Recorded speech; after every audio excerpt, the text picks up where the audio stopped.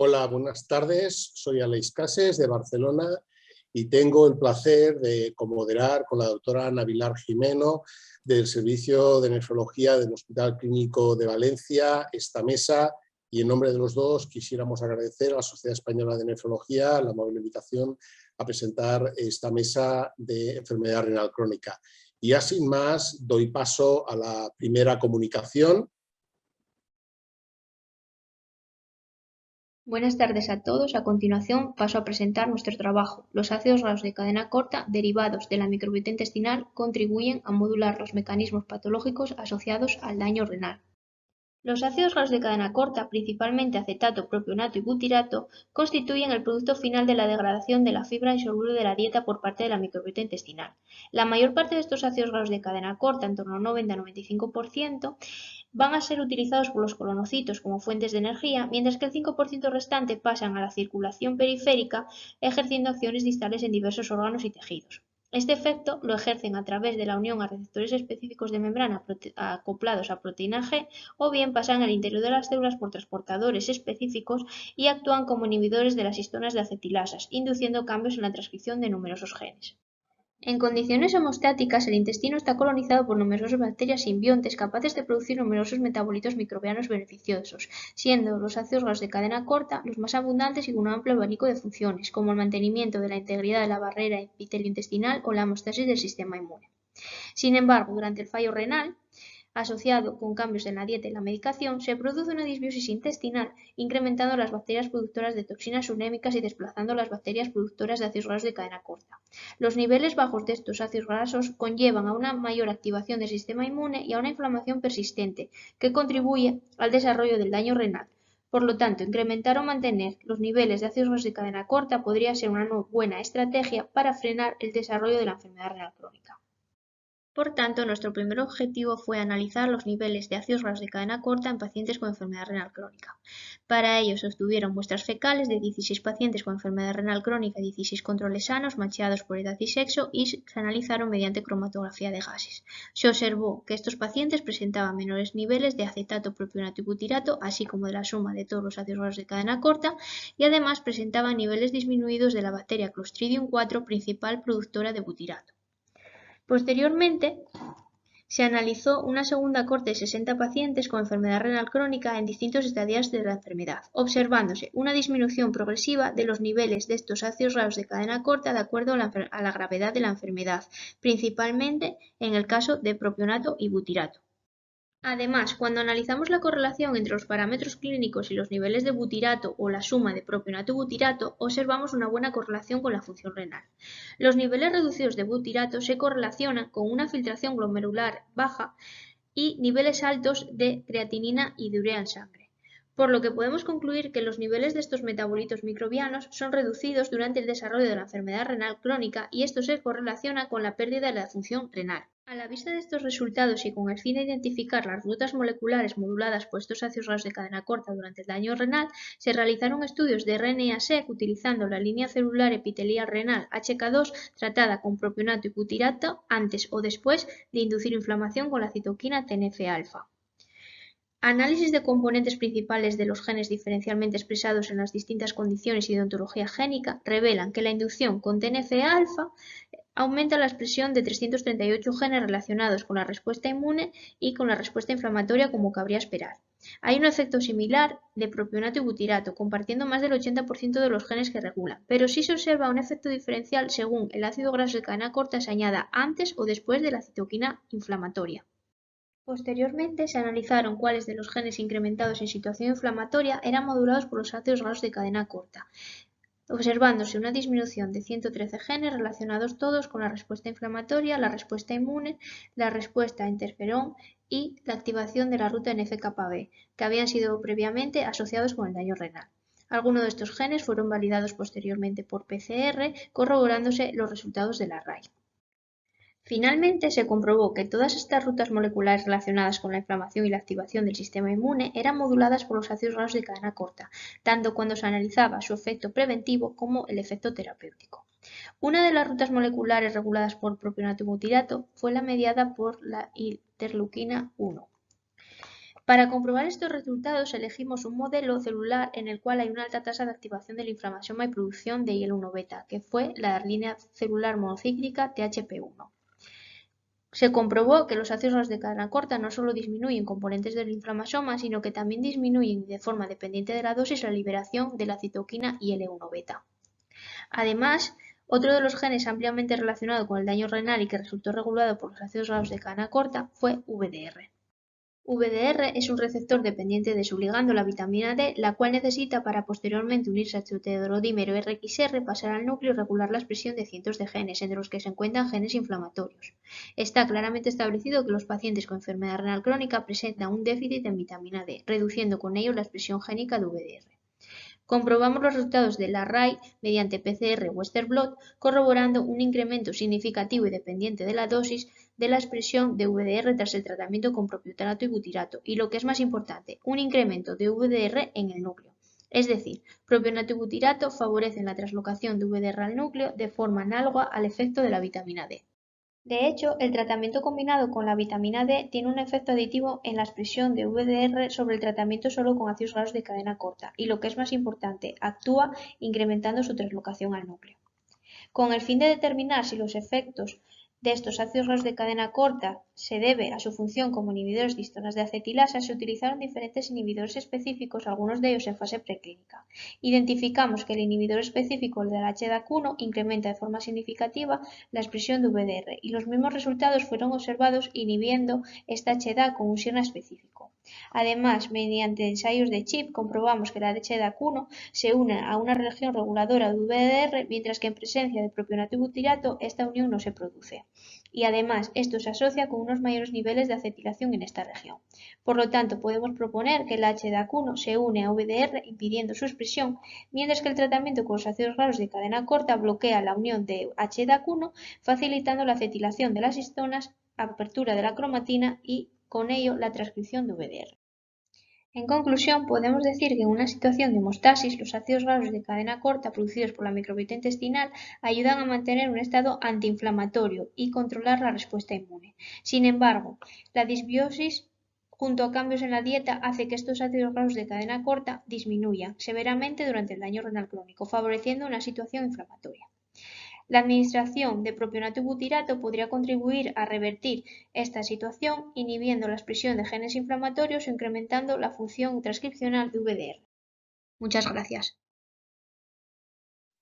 Buenas tardes, soy Marina Martín y en primer lugar quiero agradecer a la organización por haber elegido este trabajo titulado Estudio de los niveles circulantes de moléculas derivadas del tejido adiposo de pacientes obesos con y sin enfermedad renal, efecto de la cirugía bariátrica. Como se conoce bien en este foro, la obesidad es un problema de salud importante, principalmente por el riesgo asociado de padecer otras alteraciones metabólicas como es el hígado graso, la diabetes mellitus, enfermedades cardiovasculares, así como la enfermedad renal crónica. En una situación de obesidad, en el tejido adiposo predominan los procesos de hipertrofia, en los que aumenta el tamaño de los adipocitos, frente a los procesos de hiperplasia, en el que aumenta el número de células. Cuando esto ocurre, el patrón de secreción de adipoquinas se altera, aumenta la producción de citoquinas proinflamatorias y esto puede dar lugar a resistencia a insulina, estrés oxidativo, inflamación y activación del sistema renina-angiotensina. Todo ello, bien directamente o indirectamente, puede dar lugar al desarrollo de enfermedad renal crónica. Las hipótesis de este trabajo son que la alteración del tejido adiposo durante la obesidad contribuye a la disfunción renal asociada a esta patología y que los cambios que se producen en el tejido adiposo tras la cirugía bariátrica podrían contribuir a la mejora de los parámetros de función renal que se observan tras esta intervención. En cuanto a los objetivos, estos son analizar los niveles de moléculas derivadas del tejido adiposo que pueden contribuir al desarrollo y evolución de la enfermedad renal durante la obesidad y además estudiar cómo la cirugía bariátrica puede modular estas moléculas en pacientes obesos con patología renal. Para ello, el doctor Enrique Morales diseñó este estudio en el que participaron dos grupos de pacientes, un grupo de pacientes obesos sin enfermedad renal crónica, al que llamaremos grupo de obesos controles, y un grupo de pacientes obesos con patología renal. De ambos grupos de pacientes obtuvimos suero y orina antes de la cirugía bariátrica y biopsias de tejido adiposo visceral y subcutáneo en el momento del procedimiento. Además de los pacientes obesos con enfermedad renal crónica, obtuvimos suero y orina 12 meses tras la cirugía bariátrica. En el suero analizamos en profundidad los niveles de adipoquinas y citoquinas circulantes mediante el sistema Bioplex, y en el tejido adiposo realizamos un estudio histológico. En cuanto a los resultados del análisis bioquímico, hay que destacar las diferencias en cuanto a los parámetros renales alterados en el caso de los obesos con enfermedad renal crónica antes de la cirugía bariátrica. En esta misma cohorte, la cirugía bariátrica disminuyó, como era de esperar, el peso, el IMC y el porcentaje de masa grasa de estos pacientes, así como los niveles de glucosa, hemoglobina glicosilada y triglicéridos. Además, la pérdida de peso inducida por la cirugía mejoró la función renal y disminuyó el ratio de creatinina y la proteinuria, y estabilizó la tasa de filtración glomerular estimada. De acuerdo con los parámetros glucémicos comentados en la tabla anterior, observamos que los niveles circulantes de las hormonas pancreáticas péptido C, insulina y glucagón se encontraban elevados en el suero de los pacientes con enfermedad renal respecto al suero de los obesos controles. Además, los niveles de estos metabolitos disminuyeron tras la intervención de cirugía bariátrica en los pacientes obesos con enfermedad renal. Respecto al análisis histológico del tejido adiposo, no observamos diferencias en el tamaño de los adipocitos, ni en el tejido adiposo subcutáneo, ni en el tejido adiposo visceral, entre los obesos controles y los obesos con enfermedad renal crónica. No se vieron diferencias ni en el tamaño total de las células, ni en la distribución por área de los adipocitos. A pesar de esta observación en el tejido adiposo, sí que vimos un patrón de secreción de adipoquinas alterado, específicamente en el suero de los pacientes con enfermedad renal, con niveles elevados significativamente elevados de bisfatina, adipsina y resistina, y sin cambios significativos en los niveles de leptina y de adiponectina.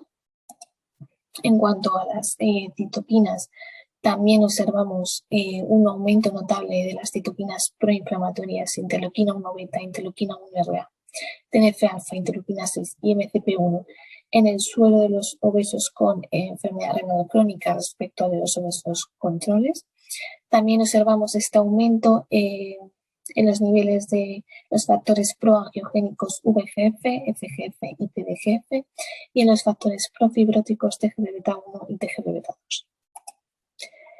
Respecto a los pacientes obesos con enfermedad renal, la cirugía bariátrica, como he comentado al principio de la presentación, mejoró la función renal y además disminuyó los niveles de las adipoquinas leptina, bisfatina, adipsina y resistina, y aumentó significativamente los niveles de adiponectina, una adipoquina descrita como protectora de la función renal. Además, asimismo, como respecto a las citoquinas, también la cirugía bariátrica redujo significativamente los niveles de las citoquinas proinflamatorias que he comentado anteriormente, así como los niveles de los factores proangiogénicos y profibróticos. Por tanto, como conclusiones de este trabajo, podemos decir que los pacientes obesos con patología renal presentaron mayores niveles de adipoquinas y citoquinas inflamatorias respecto a los obesos sin enfermedad renal, los cuales mostraron un perfil metabólicamente sano, que la pérdida de peso mediante cirugía bariátrica mejoró la función renal y el estado metabólico general de los pacientes obesos con enfermedad renal crónica, y además la cirugía alteró el patrón de secreción de moléculas derivadas del tejido adiposo, aumentando los niveles de adiponectina y disminuyendo los de adipoquinas y otras citoquinas asociadas clásicamente a la disfunción renal, y por tanto la modulación de la secreción de estas moléculas por parte del tejido adiposo podría jugar un papel importante en la mejora de la función renal tras la cirugía. Para terminar, quería agradecer a todo mi grupo, a Lipobeta, especialmente a Gemma Medina y Rocío Vila, sin las cuales este trabajo no hubiera salido adelante, y a nuestros colaboradores del Hospital 12 de Octubre y de la Universidad de La Laguna en Tenerife. Muchas gracias por su atención. Buenas tardes, voy a empezar la presentación de bloqueo farmacológico del receptor de NMDA disminuye el daño renal provocado por la lipotoxicidad in vitro e in vivo, producido en el Grupo de Investigación Translacional Vascular y Renal del Instituto de Recerca Biomédica de Lleida. La enfermedad renal crónica es una patología caracterizada principalmente por la pérdida progresiva de la función renal y se ha convertido en un gran problema de salud pública durante los últimos años. Entre el gran número de factores de riesgo que pueden causarla encontramos la obesidad, que será en el cual basamos nuestro estudio.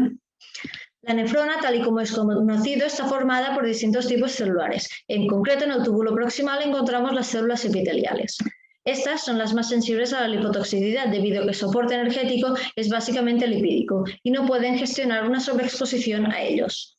Así que existen distintos estudios que demuestran que esta lipotoxicidad puede causar generación de especies reactivas del oxígeno, alteración de vías de señalización o generación de marcadores proinflamatorios o profibróticos.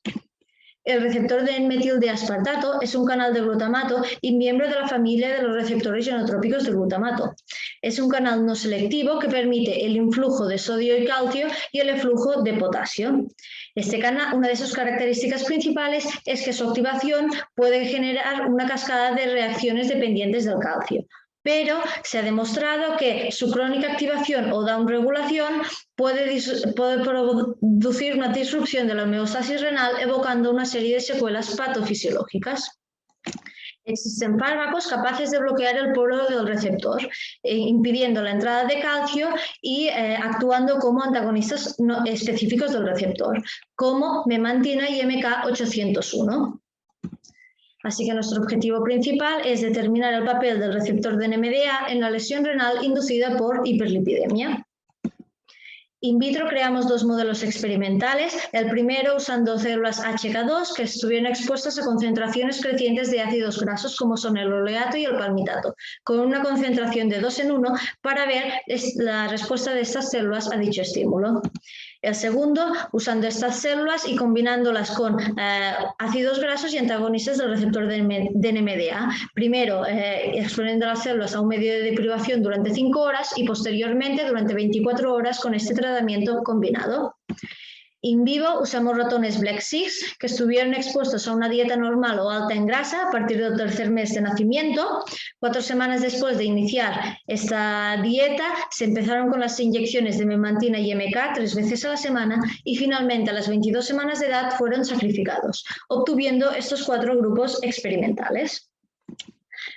In vitro usamos las células HK2 para tratarlas con dosis crecientes de ácidos grasos y miramos la acumulación de lípidos intracelulares mediante la tinción de oil red y como pueden observar existe un incremento progresivo en función de la dosis. Así que podemos decir que el tratamiento con ácidos grasos libres en células HK2 induce un incremento de los lípidos intracelulares dependiente de la dosis. A continuación miramos la expresión del receptor de NMDA, tanto a nivel genético como a nivel proteico, y en ambos casos vimos que existe un aumento también dependiente de la dosis. Miramos también la expresión de marcadores inflamatorios y vimos que interleuquina 6, 6CL10, interleuquina 1A y MCP1 incrementan cuando son expuestos a dosis de ácidos grasos libres. Para poder realizar el segundo experimento in vitro que hemos planteado, primero teñimos las células, empezamos teñiendo las células con la tinción de oil red, donde vemos que cuando se les expone a ácidos grasos incrementa estos niveles de lípidos intracelulares y posteriormente con el tratamiento con antagonistas estos disminuyen. También se miraron la expresión de marcadores inflamatorios y vimos que los ácidos grasos libres producen un incremento de todos estos y el tratamiento combinado con los antagonistas produce una reducción de prácticamente todos ellos. Vimos los mismos resultados a nivel proteico mediante Western blot de las proteínas interleuquina 6 y ICAM1. Finalmente miramos la expresión de genes antioxidantes y vimos que el tratamiento con antagonistas del receptor de NMDA producía un aumento de este en prácticamente todos ellos. Así que podemos concluir que los antagonistas del receptor de NMDA mejoran los efectos producidos por los ácidos grasos en células HK2. Voy a explicar ahora los resultados que se obtuvieron de los experimentos in vivo. Primero miramos los niveles de lípidos en suero y vimos que la dieta alta en grasa producía un incremento de todos ellos. En cambio, el tratamiento con antagonistas no producía una disminución de estos. A continuación, mediante cortes de riñón congelado, realizamos la tinción de oil red, donde vimos que los animales con la dieta alta en grasa incrementaban mucho los niveles de lípidos intracelulares. En cambio, no vimos una reducción en los animales tratados con los antagonistas.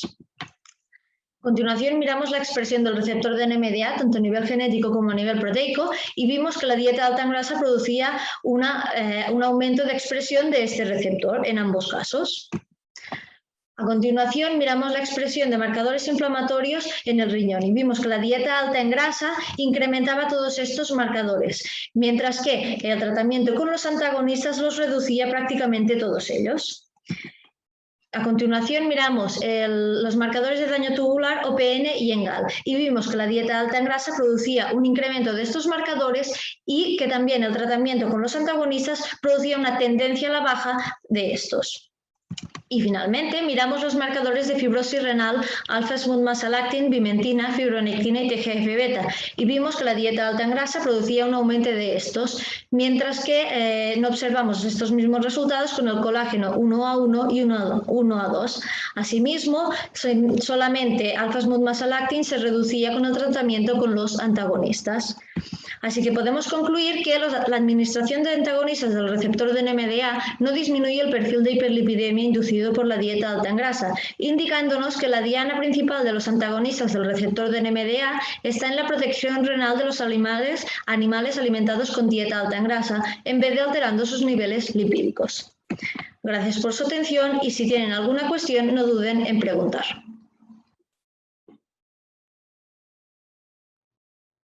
Las nuevas guías DOCI hablan de reducir la dieta baja en proteínas más de lo anteriormente recomendado, aceptando dietas muy bajas en proteínas, sobre todo en pacientes no diabéticos.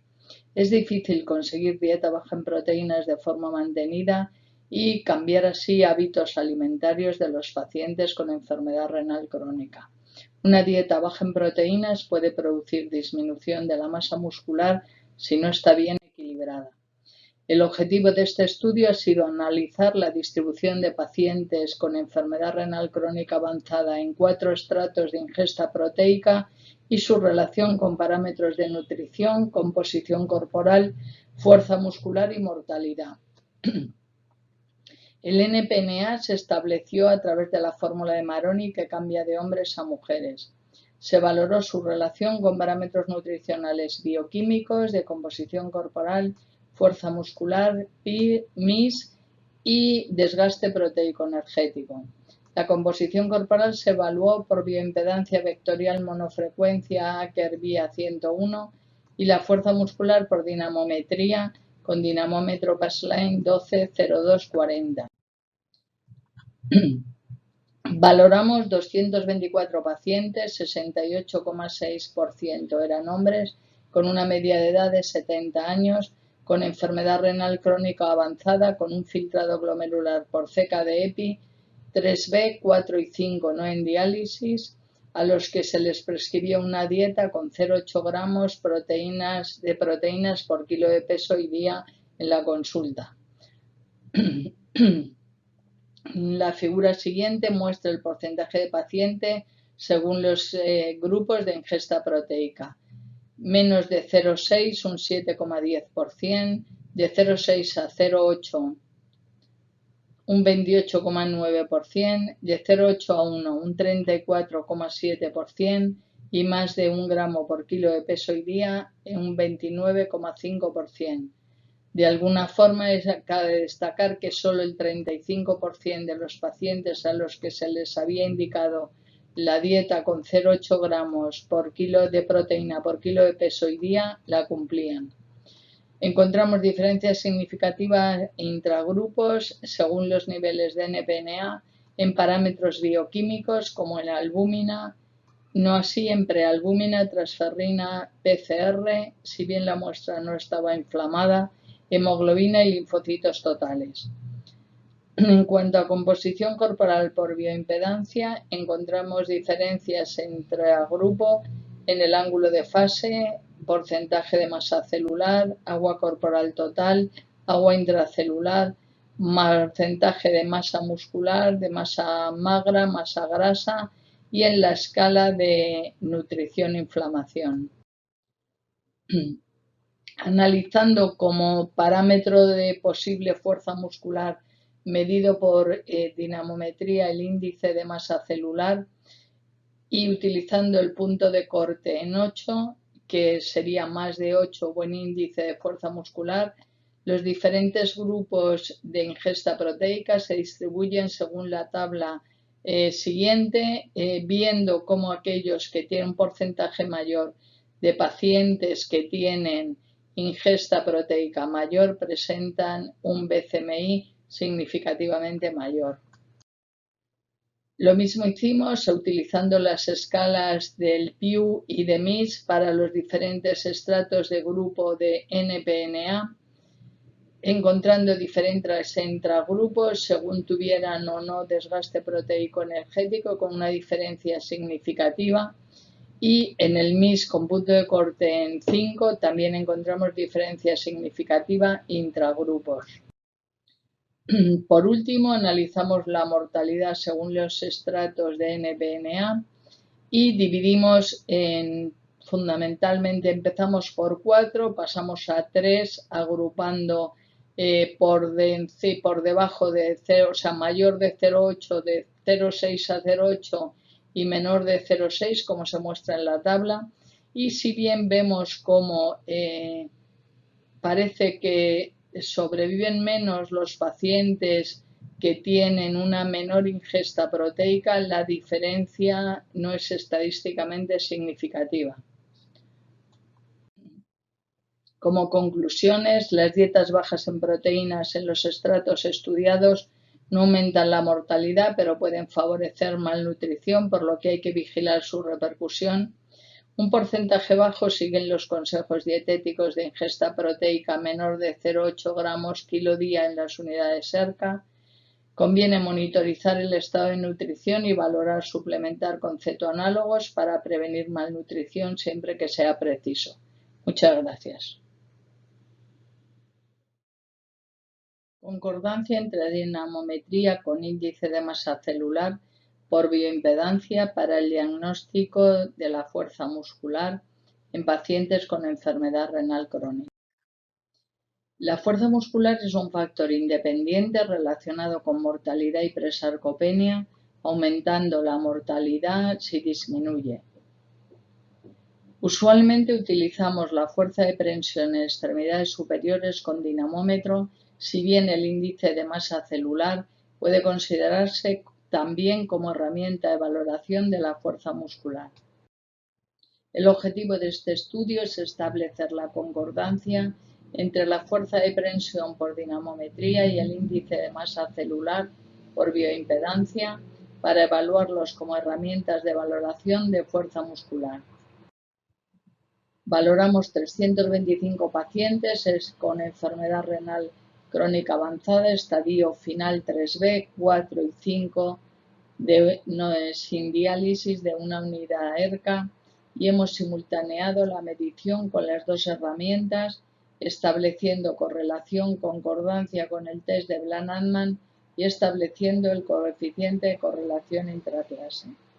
También establecimos las diferencias utilizando BCMI entre las medidas de parámetros de composición corporal MIS y bioquímicos, utilizando el valor de 8 como punto de corte de BCMI para considerar baja o normal fuerza muscular. Estudiamos 325 pacientes con una media de edad de 69,49 años, siendo hombres el 67,4%. Utilizando como punto de corte 8 del BCMI, vemos que existían diferencias significativas en la media de edad, a más edad menos BCMI, ángulo de fase, sodio-potasio intercambiable, porcentaje de agua intracelular, masa muscular y como parámetros bioquímicos albúmina, prealbúmina, escala de valoración MIS y dinamometría derecha. No diferencias significativas con proteína C reactiva ni transferrina. Encontramos una correlación directa significativa entre dinamometría derecha y BCMI y realizamos un test de concordancia de Bland-Altman encontrando una buena concordancia entre BCMI y dinamometría como medida de fuerza muscular con un coeficiente de correlación intraclase significativo.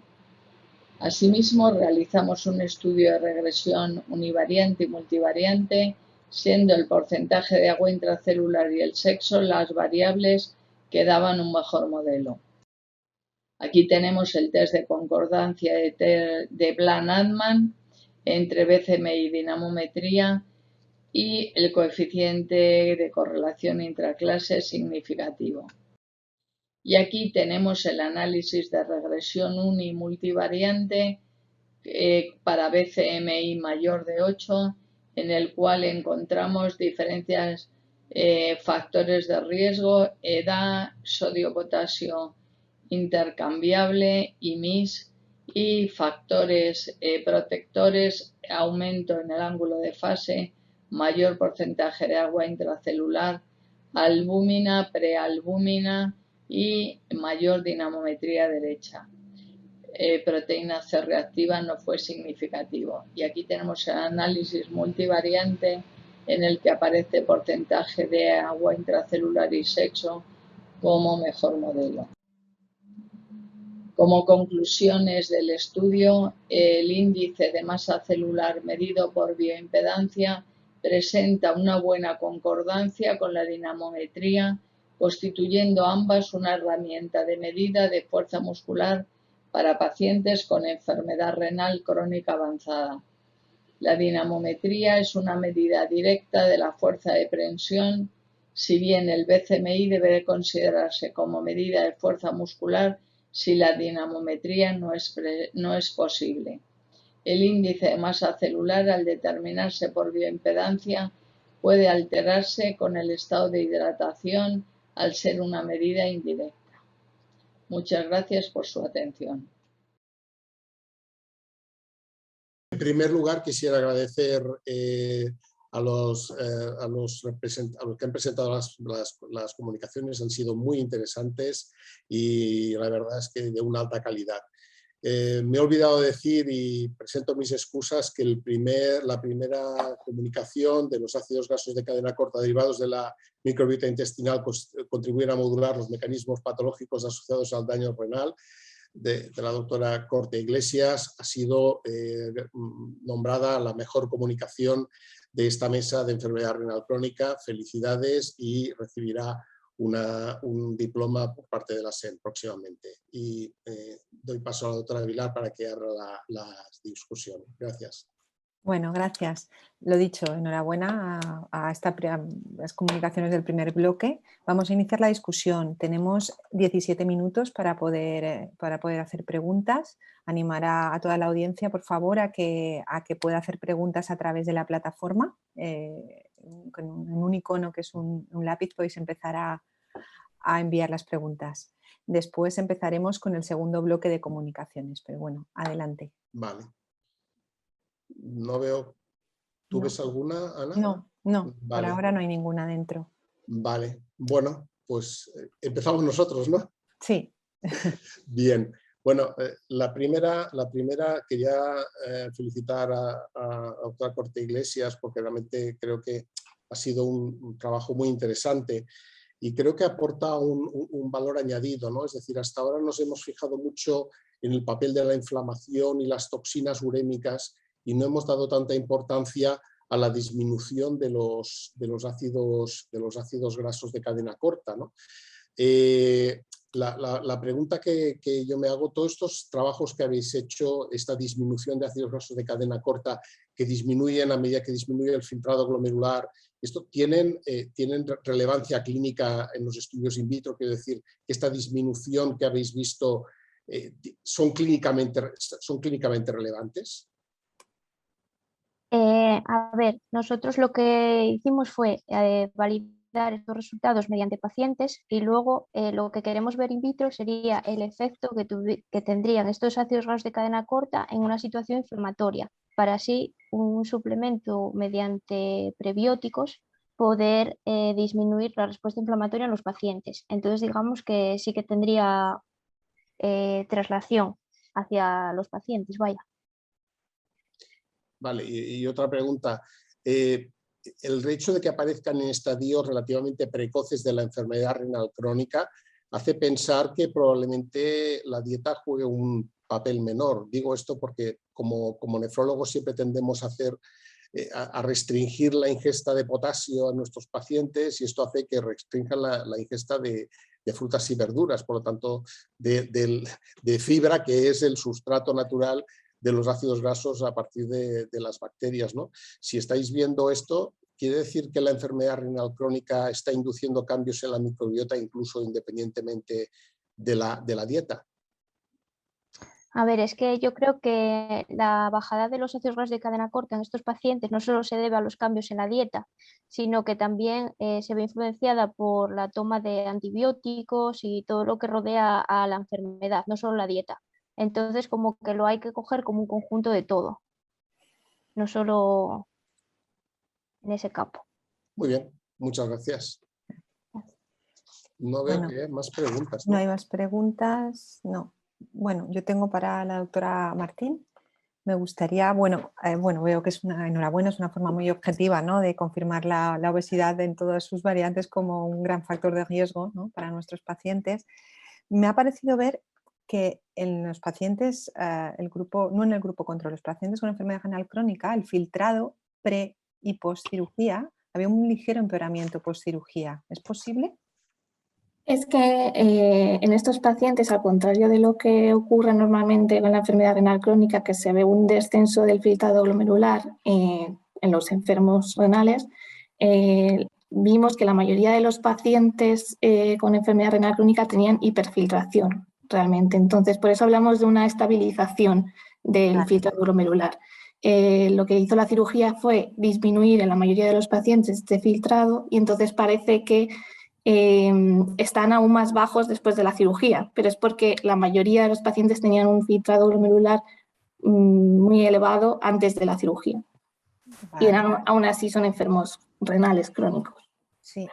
Eso justificaría también la disminución de la albuminuria en este subgrupo de pacientes. Eso es. Sí. ¿Qué relevancia clínica le atribuís al incremento? O sea, sí que realmente hay una disminución de aumento de factores profibróticos que disminuyen, eso está claro la relevancia clínica que puede tener, pero el incremento de vascular endotelial growth factor, ¿qué importancia le dais a estos factores proangiogénicos?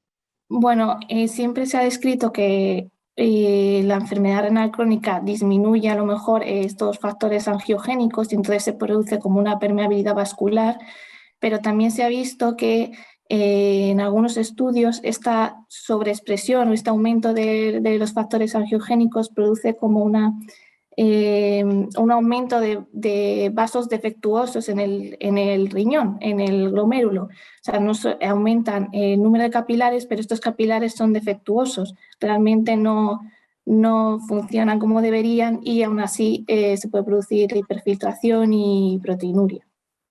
Eso creemos que está pasando en estos pacientes. Vale, entonces ¿se produciría algún fenómeno tipo isquemia que justificaría un aumento de la activación de HIF, de Hypoxia Inducible Factor, y a partir de ahí aumento de vascular endotelial growth factor? Puede ser, pero esto yo creo que sería más a nivel local y no tenemos biopsia del riñón y no podríamos saberlo, pero sí podemos ver estos niveles de factores inducibles por hipoxia en suero, lo podríamos ver. Vale. Muy bien, muchas gracias. Gracias. ¿Nos llega alguna pregunta? Sigo sin ver. No nos llega ninguna pregunta. No nos llega ninguna animar pregunta. A toda la audiencia que envíen preguntas. Exacto, sí, por favor. Tenemos varias preguntas. Bueno, yo tengo una pregunta para la doctora Evicha. Realmente este papel importante de la lipotoxicidad a nivel renal, realmente es interesante, ¿no? Y realmente ver cómo podemos actuar como con una diana terapéutica nueva. Aparte de vuestro estudio, que me parece por supuesto muy interesante, ¿existe alguna evidencia de otros estudios paralelos que han demostrado una reducción de fibrosis, sobre todo de cambios en la proteinuria, etcétera, en estos modelos animales asociados a esta lipotoxicidad? A nivel in vivo no hemos observado cambios significativos a nivel de la orina, pero de momento no hemos encontrado con otros estudios que demuestren lo que nosotros estamos estudiando. O sea, que sea una cosa muy, muy preliminar, ¿no? Esperemos que sí, que sea algo novedoso. Pero sí que me ha parecido ver que habíais visto disminuciones de Negal, ¿no? El Negal sería un marcador de toxicidad tubular, ¿no? Sí, de toxicidad tubular, exacto. Sí que vemos estos cambios a nivel, o sea, a nivel de genético sí que vemos estos cambios, pero a nivel in vivo no observamos ni cambios significativos a nivel de la orina, de proteína en orina. Ni niveles de Negal en orina tampoco. No hemos estudiado la Negal iónica, pero sería algo que podríamos tener en cuenta en futuros estudios. Bueno, muy bien. Sí. Bueno, a ver si seguimos. ¿Tenemos más preguntas? ¿Tenemos más preguntas? No tenemos. Bueno. Para la doctora Barril, bueno, muy interesante como siempre, muchas gracias. Entiendo que la dieta prescrita de 0,8 gramos es estándar para todos los pacientes o hay diferencias en cuanto al tipo de proteína que les prescriben, Guillermina, vegetal, animal, o están habiendo diferencias en esto. No se oye, no se oye. Estás muteada. Sí, lo que hemos hecho globalmente ha sido dividir en grupos sin diferenciar lo que es proteína, la calidad de las proteínas o el origen de las proteínas. Es cierto que cada vez más vamos yendo a más proteína de origen vegetal, más básica y probablemente más saludable, y vamos restringiendo las proteínas de origen animal. Pero globalmente el estudio está hecho con 0,8 gramos por kilo de peso y día de proteínas, sin diferenciar unas y otras. Y lo que las nuevas guías DOCI ya han puesto de manifiesto la necesidad de restringir, incluso en estadios muy avanzados, llegar a 0,6 o incluso algo más bajo. Y ahí es lo que ya publicamos en la nefrología hace años, la importancia que tiene no es el reducir, sino el vigilar para que la masa muscular y la composición corporal no se deteriore y, si es necesario, en algún caso suplementar, poder suplementar. Al principio nos sorprendió un poco que, aunque en las gráficas las gráficas de mortalidad se ve que probablemente al principio hay tramos en los que sí hay mayor mortalidad, en los que tienen por debajo de 0,65, nos llamó mucho la atención que globalmente a 120 meses no existía un aumento de la mortalidad, pero sí es verdad que realmente la pérdida de masa muscular y el catabolismo proteico puede aumentar en los pacientes y puede llevarles a una reducción de fuerza, como hemos visto, o incluso a un deterioro del estado general por alteración en la composición corporal. Y es simplemente una llamada de atención que, si lo vigilamos, podemos tratarlo y podemos corregirlo, pero si no, podemos llevar a pacientes, sobre todo mayores, con más dependencia, que es lo que debemos de intentar evitar. Y suplementar se refiere con cetoanálogos, entiendo. Ahí en este momento, claro, en este momento hay una corriente a nivel europeo, y en España yo creo que también se está introduciendo, de retomar la posibilidad de, en algunos casos, dar aminoácidos o cetoanálogos cuando das una dieta muy baja en proteínas, en 0,6 o por debajo de 0,6. Lo que pasa es que también es verdad que los que hacemos mucha clínica vemos que si es difícil reducir en un caso la ingesta proteica por debajo de 0,6, la verdad es que es bastante difícil el poder llegar a conseguir que lo cumplan de una forma sostenida, ¿no? Y entonces ahí sí que los que en un momento determinado, que parece que sí, y hay evidencia científica de que puede retrasar la progresión de la insuficiencia renal, incluso la entrada en diálisis, habría que estar muy encima de ellos para darles la suplementación que necesiten, contemplar esta posibilidad para que no se deteriore la composición corporal y sobre todo el músculo. Claro, claro. Y Delmira, yo tenía un par de preguntas a tu comunicación. Sobre la primera que has presentado, la pregunta que yo me hago es ¿qué es huevo y qué es gallina? Quiero decir, aquellos pacientes que consiguen una ingesta proteica de 0,6 o entre 0,6 y 0,8, ¿son pacientes que son más cumplidores o son pacientes que tienen más comorbilidad, más edad, están más avanzados y por lo tanto comen menos? Por lo tanto, la pregunta no es si siguen la dieta, sino si realmente no están haciendo bien una dieta adecuada. Y respecto a la segunda comunicación, me ha sorprendido que dices que hay una buena correlación en el Bland-Allman entre la bioimpedancia y el índice de masa celular. Sin embargo, hasta donde yo sé el Bland-Allman, lo lógico sería que tuvieras que los gráficos se mantuvieran linealmente alrededor de la recta.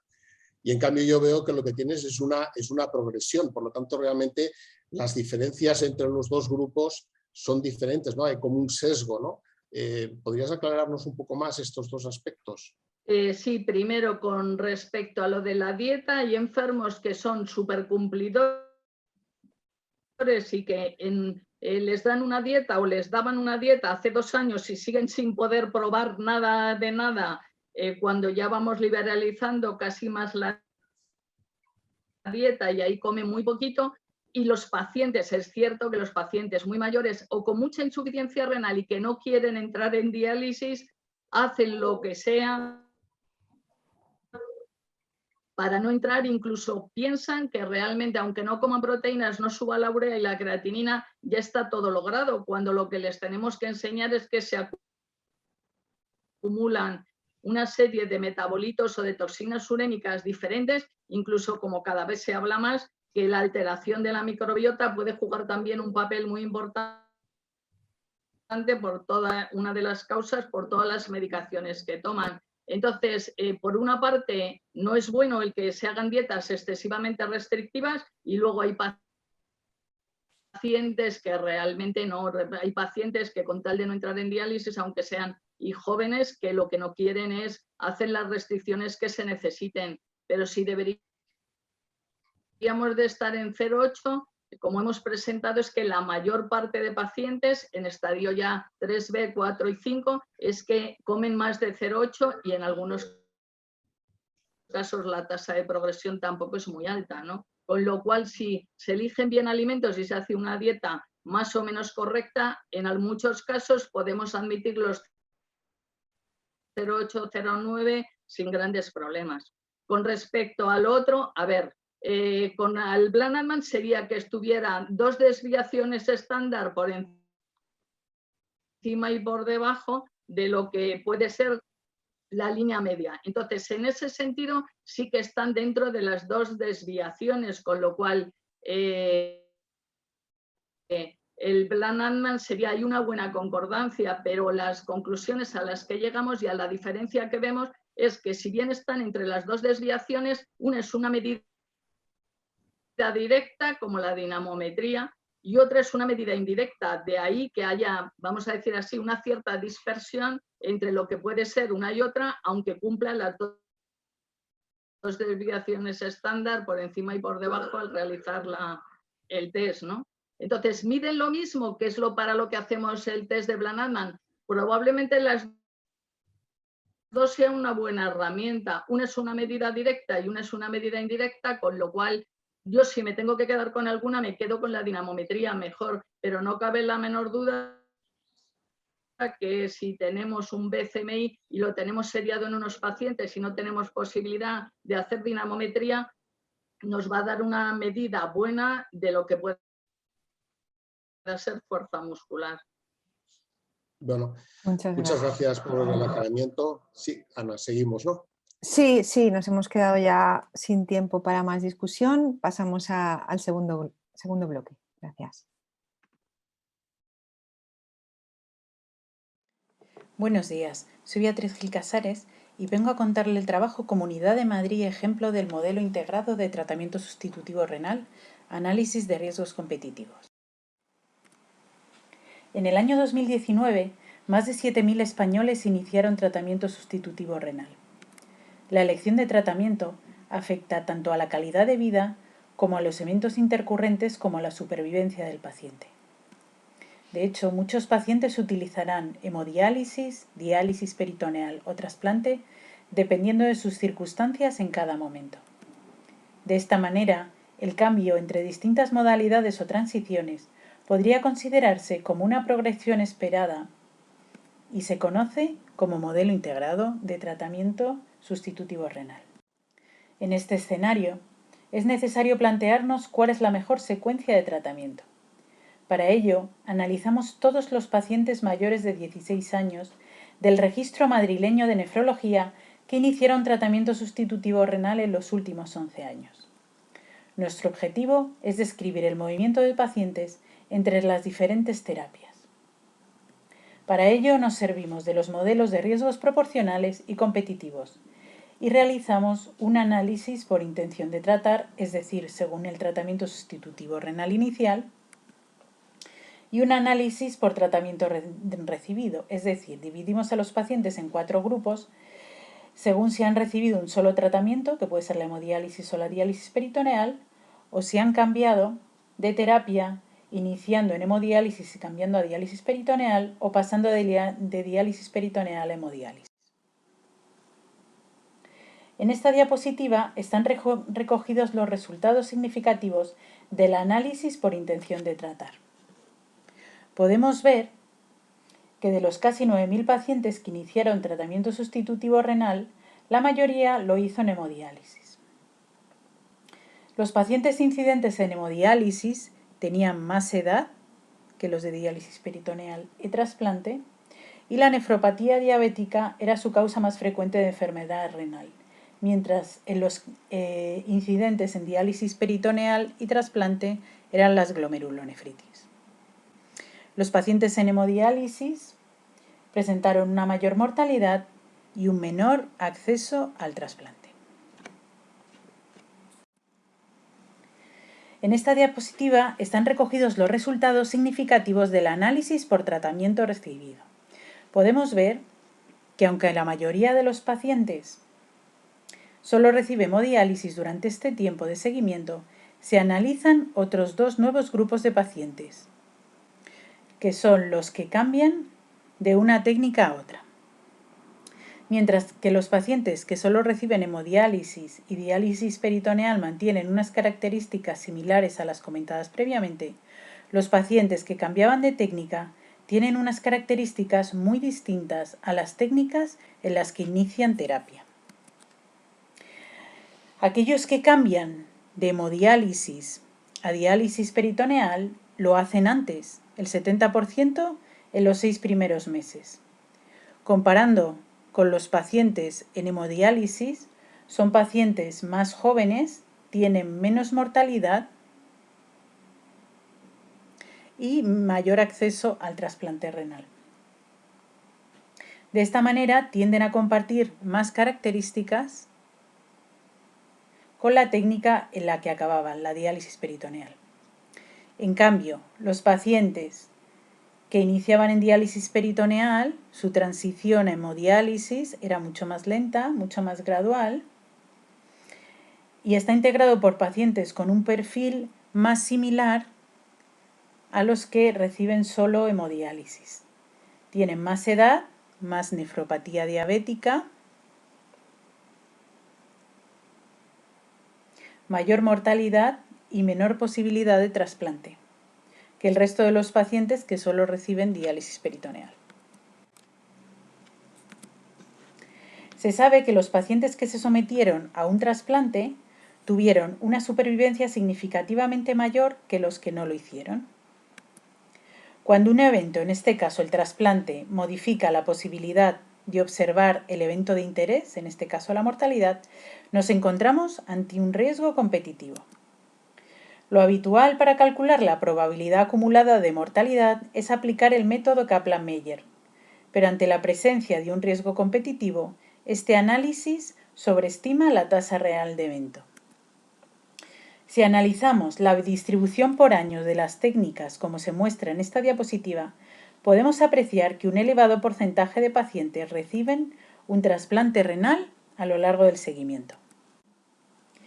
Por lo que lo más correcto en este caso es calcular la curva de incidencia acumulada utilizando el modelo de decrementos múltiples para evaluar riesgos competitivos, como podemos ver en esta diapositiva. El modelo trabaja con dos tipos de eventos, que se presentan como dos curvas de eventos acumulados. El evento principal, los fallecidos, lo podemos ver en azul más oscuro, y los competitivos, que serían las salidas por trasplante, lo podemos ver en un azul más claro.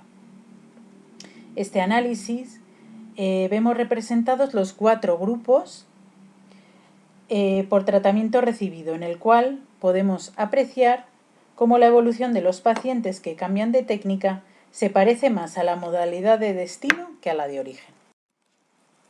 Como conclusiones, en nuestro estudio, las transiciones entre los distintos tratamientos sustitutivos renales describen diferentes pacientes con riesgos distintos. Estos deberían analizarse de manera integrada para poder definir acciones de mejora. En este trabajo, el trasplante renal actúa como un riesgo competitivo que debe tenerse en cuenta durante el análisis. Y además se requieren estudios que analicen los factores asociados a las transiciones. Muchas gracias. Hola a todos, voy a presentar la comunicación oral Papel de los factores demográficos y socioeconómicos en la toma de decisiones de ERCA y la necesidad de un abordaje interdisciplinar. Marc Lalonde es un exministro de Finanzas de Canadá. En su informe publicado en el año 74 ya concluía que los determinantes sociodemográficos, económicos y culturales explican más del 75% de los resultados en salud. Estos determinantes pueden jugar un papel importante en la toma de decisiones sobre la elección de la modalidad de tratamiento renal sustitutivo y es por esto que nos planteamos el objetivo de analizar la influencia de estos factores en la toma de decisiones.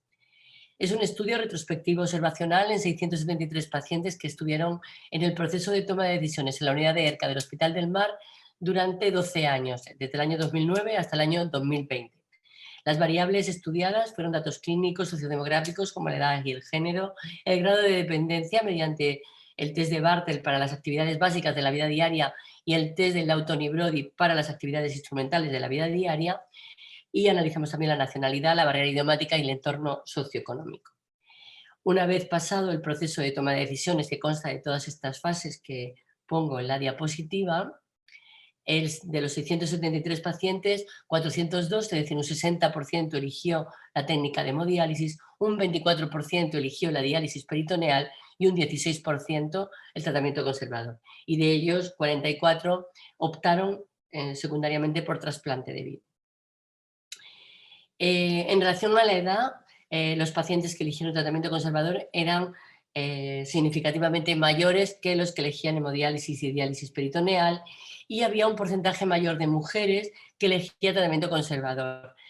Si en hemodiálisis y diálisis peritoneal el porcentaje de hombres suele ser un 63%, 68%, en el grupo de tratamiento conservador este porcentaje fue de casi un 50%.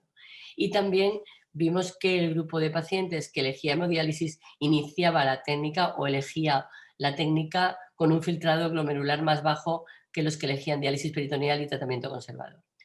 En cuanto al nivel socioeconómico del área de la salud, el grupo de pacientes con diálisis peritoneal tenían un nivel socioeconómico más alto, el 38% tenía un nivel alto frente a un 22% en hemodiálisis y, sin embargo, el grupo de hemodiálisis tenía un nivel socioeconómico del área de salud más bajo. Un 45% de los pacientes que elegían hemodiálisis tenían nivel socioeconómico bajo frente a un 28% en el grupo de diálisis peritoneal.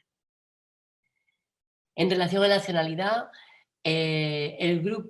Fijaros que en el grupo de diálisis peritoneal solamente un 9,4% eran pacientes extranjeros, mientras que en el grupo de pacientes que elegían hemodiálisis un 23% eran extranjeros, y del grupo de extranjeros de 113 pacientes el 83% eligió hemodiálisis y solo el 13% eligió diálisis peritoneal, y un porcentaje mucho menor elegían tratamiento conservador. En relación a la barrera idiomática, fijaros que en el grupo de diálisis peritoneal el 13% tenía barrera idiomática, frente a que el porcentaje de pacientes con barrera idiomática en el grupo de hemodiálisis representaba el 45% de la población. En relación al nivel de dependencia, menor puntuación, mayor grado de dependencia, pues los menos dependientes eran los pacientes que elegían diálisis peritoneal, seguidos de los pacientes en hemodiálisis, y los más dependientes eran los que elegían tratamiento conservador. También era interesante el dato del trasplante renal de donante vivo. Fijaros como un 23% de pacientes que elegían diálisis peritoneal también elegían trasplante de vivo, frente a solamente un 2% de los que elegían hemodiálisis. Así, en resumen, el grupo de pacientes que elegía hemodiálisis tenía mayor barrera idiomática, tenía un mayor grado de dependencia, tenía una mayor tendencia a ser de nacionalidad extranjera y tenía un nivel socioeconómico más bajo. El grupo de diálisis peritoneal optaba al trasplante de vivo en mayor proporción que los otros dos grupos de pacientes, y el grupo de pacientes de tratamiento conservador eran pacientes mayores con un nivel de dependencia mucho más alto y eran en una mayor proporción pacientes españoles. En conclusión, los factores demográficos y socioeconómicos, como el género, la edad, la nacionalidad, el grado de dependencia, el nivel socioeconómico y la barrera idiomática, influyen en la elección de modalidad de tratamiento renal sustitutivo, y es por esto que existe la necesidad de un abordaje holístico del paciente de ERCA, mediante la creación de un equipo interdisciplinar que analice y aborde las barreras no médicas en el proceso de toma de decisiones. El esquema de una unidad de ERCA interdisciplinar debería de componer todos estos factores: nefrólogos, enfermeros, psicólogos, trabajadores sociales y otros, con una unidad sinérgica interdisciplinar y transversal. Muchas gracias por vuestra atención. Hola, soy Mayra Ortega, nefróloga del Hospital Universitario Infanta Leonor, y voy a hablar sobre la prevalencia y valor pronóstico de la sarcopenia en la consulta de enfermedad renal crónica avanzada. La sarcopenia, definida como la pérdida de masa y función musculares, tiene una alta prevalencia en pacientes con enfermedades crónicas. El impacto personal, social y económico es importante en estos pacientes y se ha asociado con el riesgo de caídas, enfermedad cardíaca y respiratoria, deterioro cognitivo, pérdida de independencia y mortalidad. La enfermedad renal crónica avanzada es un factor de riesgo de sarcopenia, condicionando en estos pacientes una mayor fragilidad y aumento de la morbilidad. Los objetivos de este estudio fueron valorar la prevalencia de sarcopenia en una población de la consulta ERCA, establecer su relación con datos antropométricos y parámetros analíticos y valorar su impacto en la supervivencia. En cuanto a los métodos, se trata de un estudio observacional prospectivo. Se incluyen pacientes de la consulta ERCA que acudían a control analítico rutinario al Hospital de Día de Nefrología. Se registraron parámetros antropométricos y se realizó bioimpedancia multifrecuencia. Además, se midió la fuerza de presión palmar por dinamometría y se recogieron datos de anemia, función renal, nutrición e inflamación al inicio del estudio y datos de mortalidad al finalizarlo. Se incluyen 61 pacientes, 73,1% varones, con una edad media de 71,7 años, un filtrado medio de 18,8 mililitros por minuto y un tiempo medio de seguimiento de 24,3 meses. En la parte de abajo de la diapositiva podemos ver la distribución según el estadio de la enfermedad renal crónica, observando cómo el 61,5% de los hombres y el 38,9% de las mujeres tenían un estadio 4 y un 38,5% de los hombres y un 61,1% de las mujeres un estadio 5. En cuanto a la etiología de la enfermedad renal crónica, podemos ver cómo el 37% de los pacientes tenía nefroangiosclerosis, un 30,1% nefropatía diabética, un 12,3% enfermedad poliquística del adulto, un 6,8% glomerulonefritis crónica y otro 6,8% nefropatía intersticial. Si analizamos el índice de masa corporal según los criterios de la OMS, el 25,3% de los pacientes tenían un peso normal, el 37,3% sobrepeso y un 34,7% de los pacientes obesidad. En cuanto al estado de hidratación, el 59,5% de los pacientes tenían una hidratación normal, el 21,6% una sobrehidratación entre el 10 y el 15% y el 14,9% de los pacientes una sobrehidratación mayor del 15%. En el análisis de composición corporal, las mujeres tuvieron respecto a los hombres mayor masa grasa relativa y menor índice de tejido magro. En cuanto a la fuerza por dinamometría, los varones tuvieron 29,7 kilos de media y las mujeres 18,2 kilos, con diferencias estadísticamente significativas. Esta fuerza, además, se correlacionó de forma positiva con el índice de tejido magro y la masa celular y de forma inversa con la edad y la proporción de agua extra e intracelular. Según los criterios de sarcopenia del nuevo Consenso Europeo de 2018, existe probable sarcopenia por dinamometría cuando la fuerza en hombres es menor de 27 kilos y en mujeres menor de 16 kilos. En este estudio, el 35,3% de las mujeres y el 38,6% de los hombres cumplían criterios de probable sarcopenia por dinamometría. Si analizamos los criterios de confirmación de sarcopenia según masa magra e índice de tejido magro, en este caso ningún paciente confirmó el diagnóstico de sarcopenia.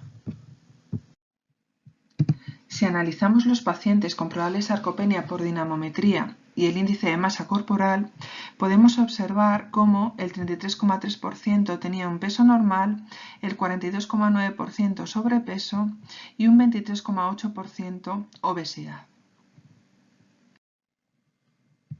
Si comparamos el grupo de probable sarcopenia según dinamometría con el resto, vemos que estos pacientes tienen mayor edad, mayor PCR, una PTH más baja y mayor masa de tejido magro con diferencias estadísticamente significativas. En esta diapositiva podemos ver la curva de supervivencia y cómo en el tiempo medio de seguimiento de 24 meses hubo una mortalidad del 18,3%.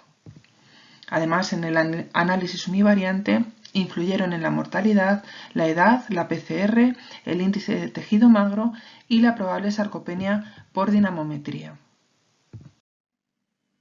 Si analizamos la causa de la muerte, el 45,5% fue origen infeccioso, un 27,3% tumoral y un 18,2% cardiovascular.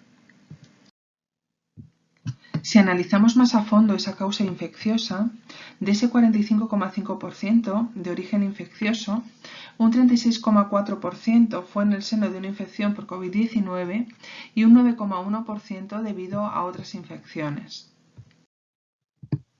En esta diapositiva podemos observar cómo en el análisis multivariante la existencia de probable sarcopenia por dinamometría influye en la mortalidad de este grupo con diferencias estadísticamente significativas.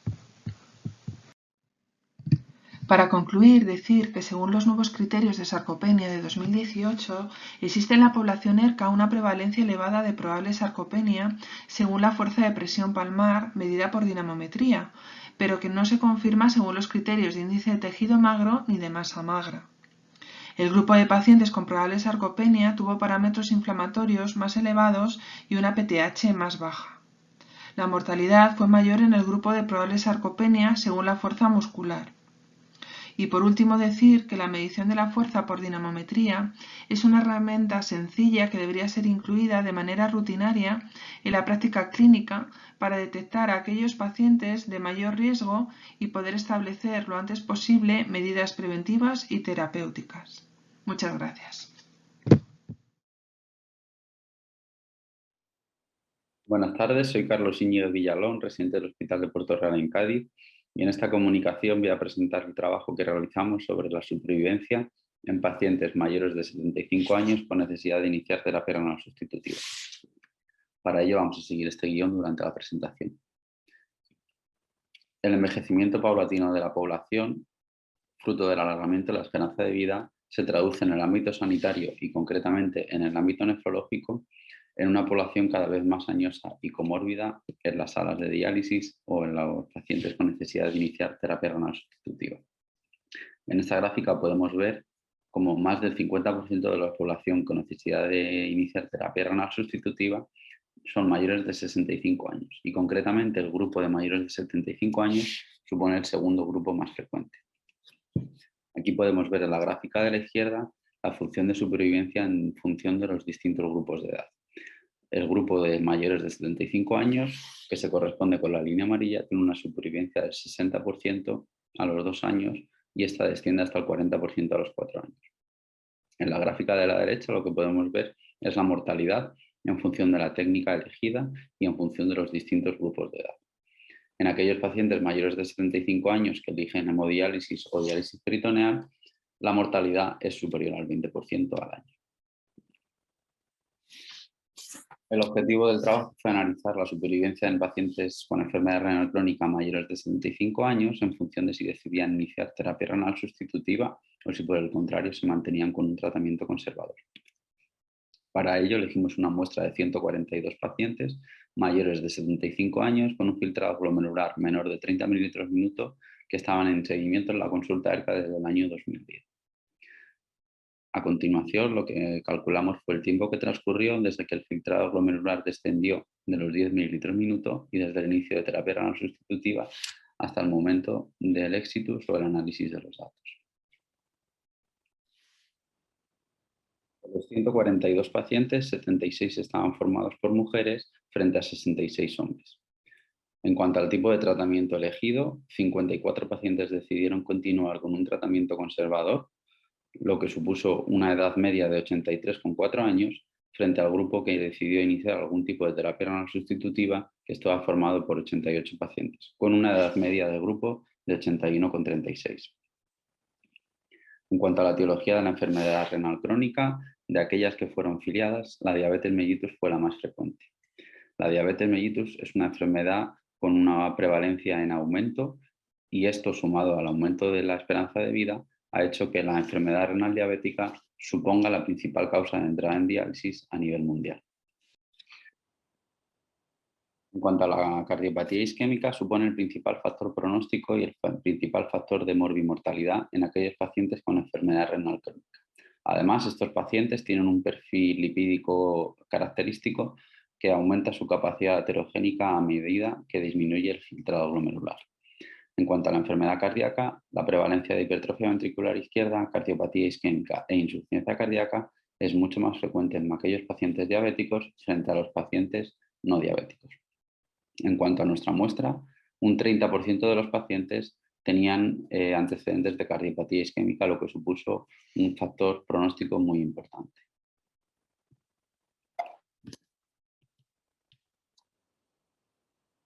En esta gráfica de Kaplan-Meier podemos ver cómo la supervivencia a los 5 años del global de la población supuso el 20%. Además, la supervivencia media desde que el filtrado glomerular descendió por debajo de los 10 mililitros minuto supuso 33,7 meses. En esta otra gráfica de Kaplan-Meier podemos ver cómo el grupo que inició tratamiento renal sustitutivo tuvo un tiempo de supervivencia media muy superior al grupo que decidió continuar con tratamiento conservador. En este primer grupo la supervivencia media fue de 46,32 meses frente a los 13,5 del grupo que eligió tratamiento conservador. Además, en este segundo grupo podemos observar cómo la mortalidad al año es el 50%. Esta otra función de supervivencia está ajustada a la presencia de cardiopatía isquémica entre los antecedentes del paciente. Aquí, al analizar la mediana de supervivencia en pacientes cardiópatas, lo que podemos ver es una clara reducción de las diferencias entre los dos grupos, en el que el grupo con tratamiento renal sustitutivo, la mediana de supervivencia se reduce hasta los 24 meses, frente al grupo de tratamiento conservador, en el que la mediana se sitúa en 12 meses, siendo la diferencia claramente inferior a las gráficas que hemos visto previamente. Lo que podemos concluir con los datos que hemos analizado en nuestro trabajo es que los pacientes con enfermedad renal crónica mayores de 75 años, el inicio de terapia renal sustitutiva supone claramente un aumento en la supervivencia frente a aquellos pacientes que eligen un tratamiento conservador. Por otro lado, los pacientes que tienen entre sus antecedentes cardiopatía isquémica, esta diferencia que comentábamos previamente se reduce notablemente, siendo una diferencia en los datos que nosotros hemos analizado únicamente de 1 año. Por esto creemos que es importante valorar a la hora de decidir el inicio de terapia renal sustitutiva no solo la cantidad de vida que podemos prolongar, el tiempo de supervivencia, sino la calidad de vida, especialmente en aquellos pacientes cardiópatas o aquellos pacientes que tienen antecedentes cardiológicos en su historial. Muchas gracias por vuestra atención. Bien, muchas gracias a todos los ponentes por las excelentes presentaciones y por ceñirse al tiempo. Y nos quedan 14 minutos de discusión. Os animo a que en el chat nos colguéis las preguntas para enriquecer la misma. Muchas gracias. Sí, tenemos una pregunta para la doctora Arenas, del doctor Portolés. ¿Cómo definisteis nivel socioeconómico del área de salud? Lo definimos en función de, hay unos registros catalanes en los que según el área de salud al que pertenece el domicilio del paciente, pues eran áreas de un nivel económico más bajo o más alto. Eso estaba definido ya previamente. Lo que utilizamos fue que los pacientes donde vivían y a qué centro de salud pertenecían, si era de un área de nivel socioeconómico bajo o era de un área de nivel socioeconómico más alto. Vale, gracias.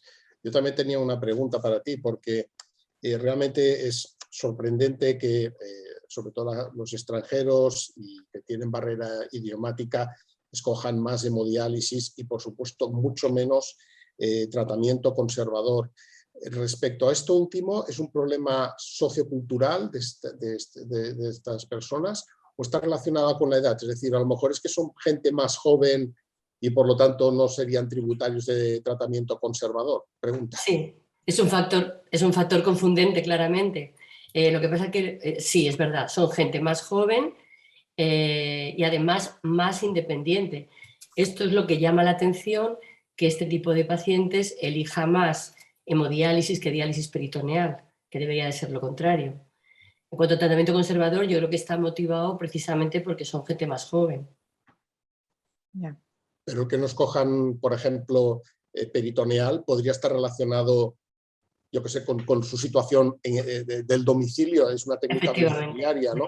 Y a lo mejor viven 20 en la casa, ¿no? Entonces, exactamente. Es por esto por lo que yo creo que de alguna forma esto contribuye a una inequidad en la salud y es algo que tenemos que tener en cuenta desde las consultas de ERCA. Es decir, no estamos dando las mismas oportunidades o no tienen las mismas oportunidades de elegir una técnica u otra en función de su situación socioeconómica. Es por esto que nosotros en el grupo interdisciplinar de ERCA incluíamos una trabajadora social y hacíamos un análisis de todo este tipo de problemática con la intención de actuar sobre ella. De hecho, tuvimos un caso de un paciente filipino con barrera idiomática, con un montón de adicciones, que vivía en la calle. Este paciente fue considerado inicialmente como no candidato a diálisis por su situación, es decir, no adherencia al tratamiento, no venía a las consultas, etc. Y hablando con la intervención que hicimos a nivel de trabajadora social, se le puso un domicilio y fuimos cambiando la actitud. No sé ahora qué habrá pasado con él, porque yo ya me he ido de Barcelona, pero sí que es verdad que hubo un cambio. Una vez intervinimos, sobre todo en lo que era la adherencia a las consultas y la actitud al tratamiento, etc. Yo creo que tenemos muchas cosas que hacer todavía en este tema.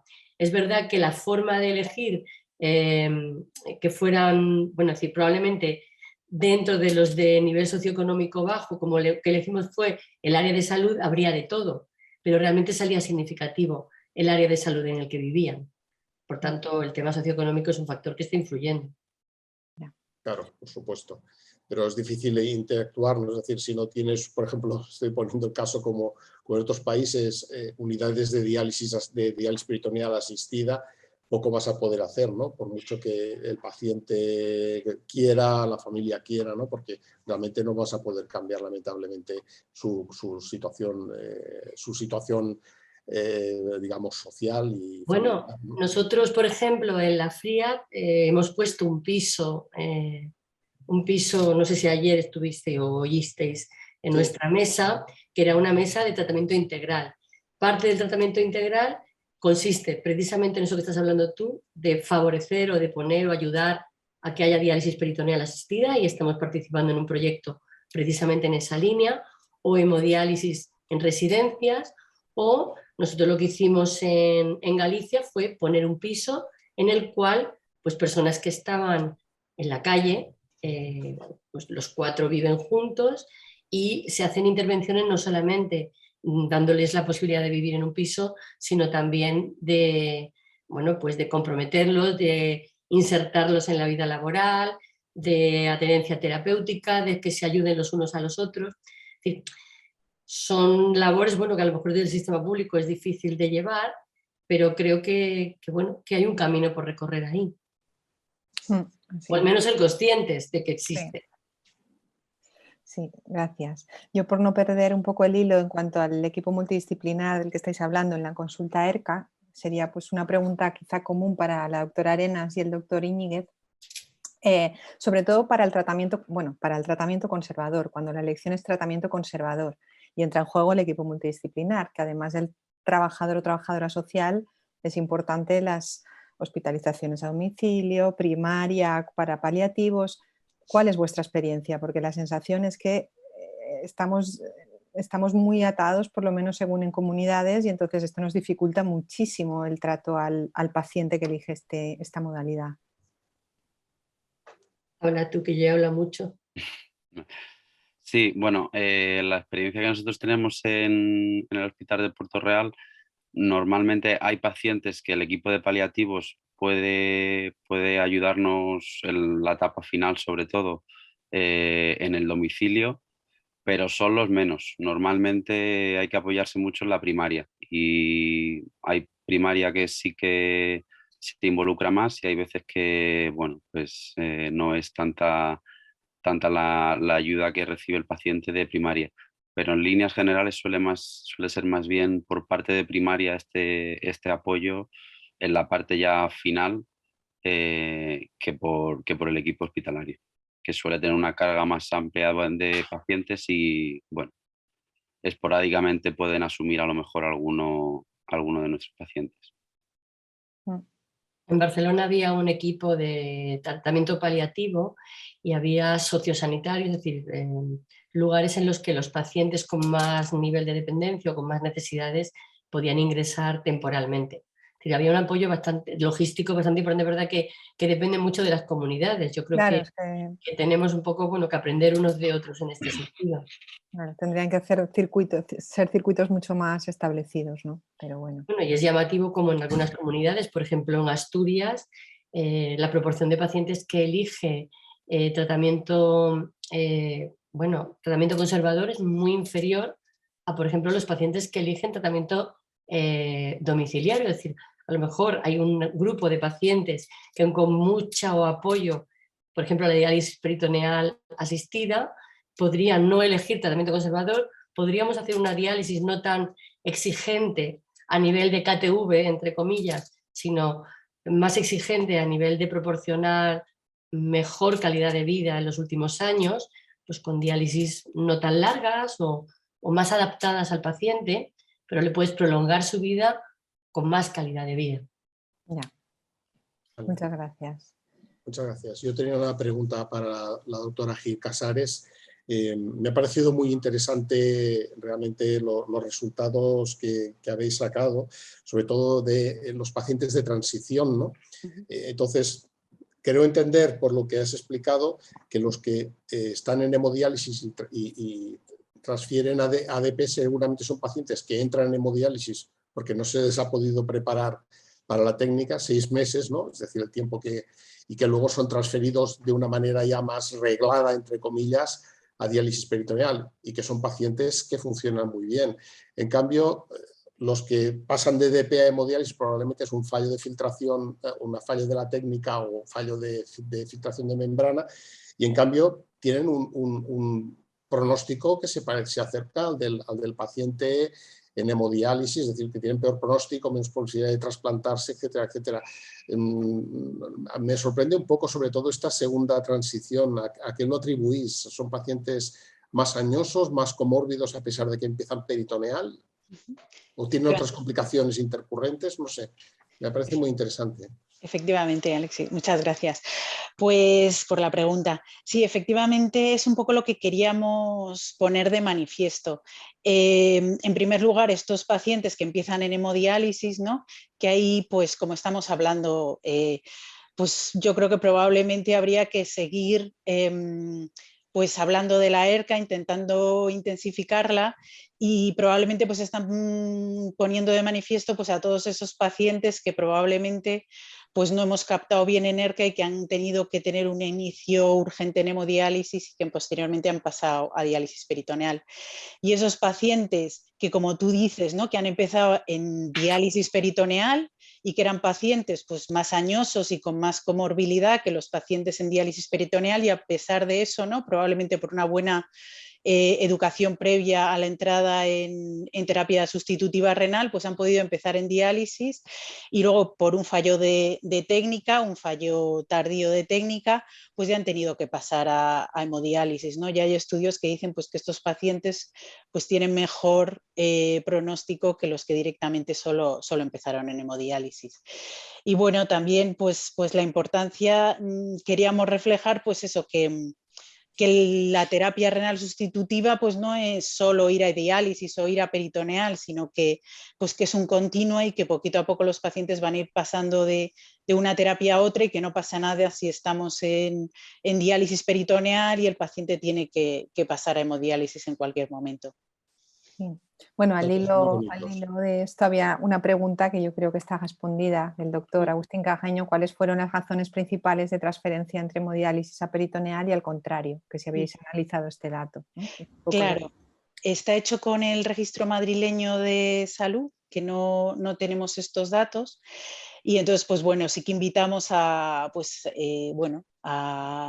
si alguien lo está escuchando que tenga estos datos y puede analizarlos, pues la verdad es que pensamos que podría enriquecer mucho pues a los trabajos posteriores, ¿no?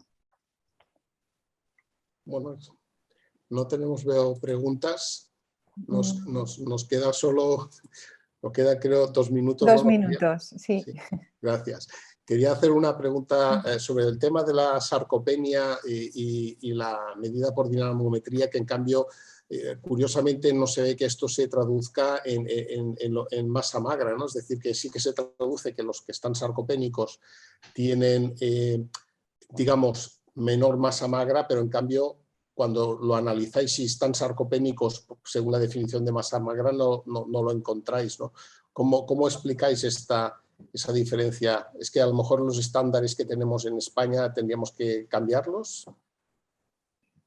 Realmente es que los criterios que hay de sarcopenia como tal son los criterios con un punto de corte bajísimo. Entonces yo creo que ahí está, que hay mucha diferencia. O sea, realmente yo sí que creo que hay que cambiarlos. Es verdad que hemos cogido los criterios de sarcopenia del consenso europeo, que son para pacientes geriátricos más que paciente con enfermedad renal, pero yo realmente creo que son criterios, o sea, punto de corte muy bajo, y esa es la razón por la que entra un porcentaje muy alto que tiene probable sarcopenia por dinamometría y luego ninguno realmente cumple los criterios por masa magra. O sea que sí, realmente creo que hay que cambiar esos criterios porque no valen, por lo menos en nuestra población no valen de mucho. Gracias. Gracias. Entonces ya, aprovechando ya que tengo la oportunidad de hablar, referente al trabajo de Dolores Arenas, quería contar un poco la experiencia que hemos tenido nosotros en la consulta ERCA en cuanto a los pacientes con bajo poder adquisitivo y socioeconómico en general, bajo nivel cultural, porque nuestro hospital tiene una población en ese sentido. Y la experiencia que tenemos es que cuando en la consulta ERCA les dedicas más tiempo que a lo mejor a alguien que de primeras te entiende y les haces demostraciones de técnicas domiciliarias, que al final esos pacientes, salvo que tengan algún otro impedimento, pues el domicilio, sí que se animan a coger la diálisis peritoneal o incluso la hemodomi cuando no es posible la diálisis peritoneal. Lo que pasa que es verdad que cada paciente pues, necesita un tiempo y a veces en las consultas no lo tenemos, pero nosotros cuando hemos dedicado todo ese tiempo que necesitaba el paciente, sí que muchos nos han sorprendido y han cambiado de opinión al respecto y han elegido las técnicas domiciliarias. Claro, yo creo que es un tema en el que todavía tenemos mucho que hacer y que trabajar. De hecho, estoy totalmente de acuerdo contigo. Sí, pues muchísimas gracias. Bueno, por desgracia nos hemos quedado sin tiempo. Me parece, bueno, muchísimas gracias a todos los ponentes, también al doctor Cases.